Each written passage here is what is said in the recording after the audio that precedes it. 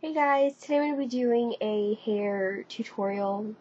Basically I'm just going to show you guys one of the ways that I do my hair. I do this a lot actually. I've already done this side. I don't know if you guys, it's not a huge difference, but my hair is naturally wavy. I slept on this last night, so this is what it looks like. It's just kind of wavy, kind of bleh. And then this is what I'm going to do to it. I call this my sexy blowout without the blow dryer because I can do it with a round brush. It just takes me so long, and it's a lot easier for me to do one side than it is for me to do the other, and it gets hot with the blow dryer and then trying to do this. It's like frustrating. But this is basically the look that you would get if you used a round brush and a blow dryer. It's kind of that kind of smooth, not really straightened look. It just gives your hair a little more body, a little bit of volume, and just kind of smooths it out. As you can see, it's a lot straighter than this side, but it's not like stick straight where it just kind of falls flat. There's some movement in it. You can see the layers a lot better.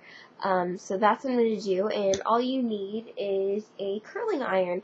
And this is really old. I've had this forever. This is a Revlon curling iron, ceramic curling iron. I don't know. Seriously, I've had this for years and years. I don't even know if they make this anymore.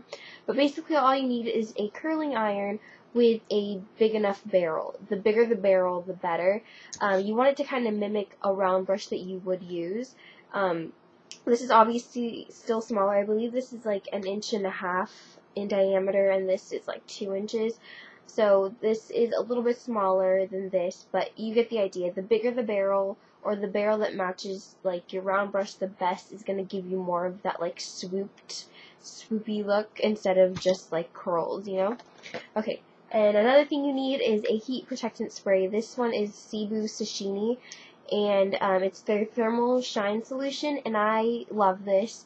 You don't really notice how much a heat protectant spray really protects your hair until you actually use one and you realize your hair isn't being damaged. I haven't had my hair cut since last November, so it's been almost a year, and I have barely any split ends, and I definitely attribute it to having good hair care products and having a good heat protectant spray when you're heat styling, whether it be blow drying your hair or curling it or flat ironing it. You definitely need to protect your hair. And you can just spray this directly.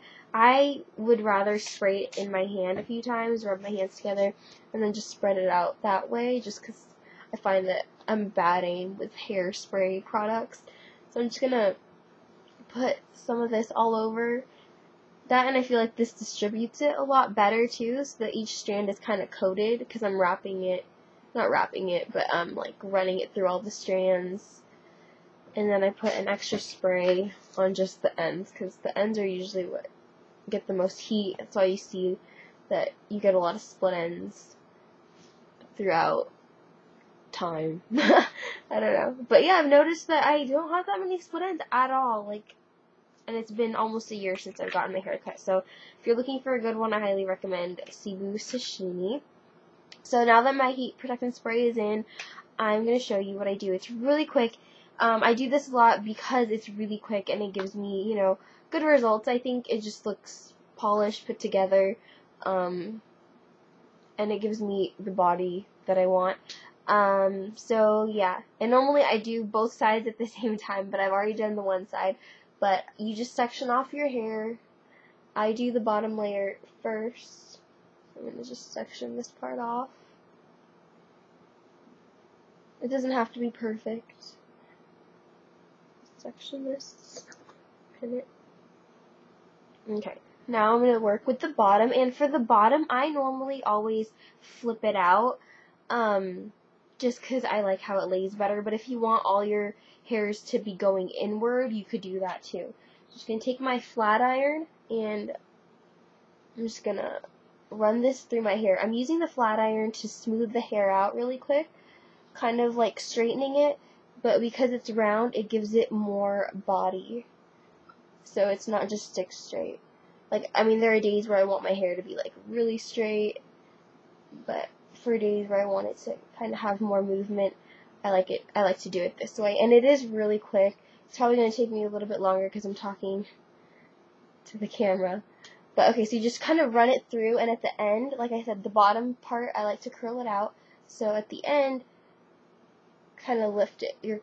It's going like this, and you're kind of turning it in the direction that you want your hair to flip out. So going outward, clamp it, slide it down, smoothing the ends, and then when I get to the very end, curve it up. So you can see that flip at the end a little bit, but the rest of my hair is pretty just smooth. No actual curl in it. So I'm going to take down a little bit more hair, do the second row. Again, this doesn't have to be perfect. I usually just section it off into 3 sections, bottom, middle, top. Okay, in this section I'll just separate this because it's too much hair to work with. So divide that in half. And I'm going to do the same thing, but now the rest of the sections, I only do the very bottom swooped out. The rest of them I try to curve it inward, kind of producing more volume, at the same time smoothing it out. So I'm going to smooth it out first. My hair is not super wavy today because I actually slept on it last night, but usually it's wavier. This might not work for girls who have really curly hair, just because I don't think that the curling iron will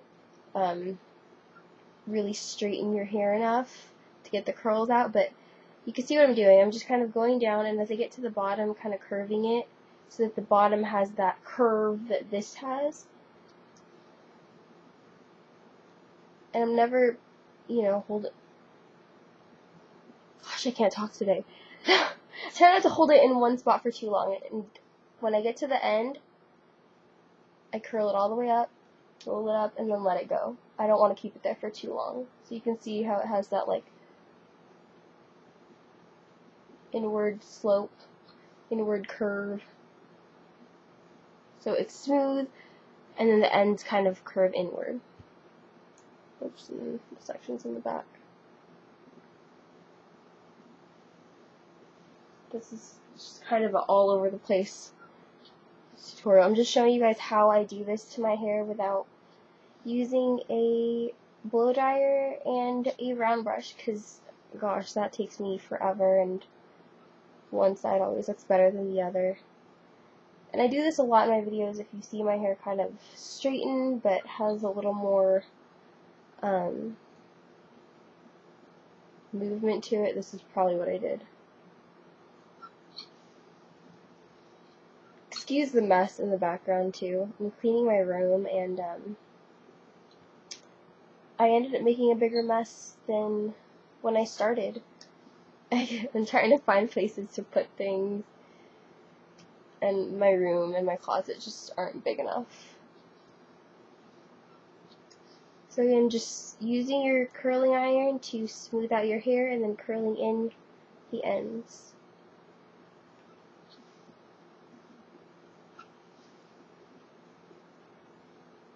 Okay, getting there, almost done. So this is the last section. I'm gonna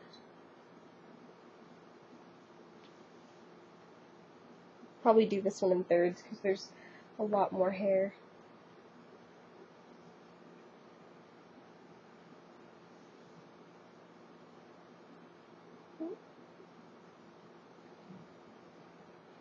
You guys getting bored yet? So yeah, just keep going, doing the same exact thing. Just going through it with your curling iron, curling in the ends.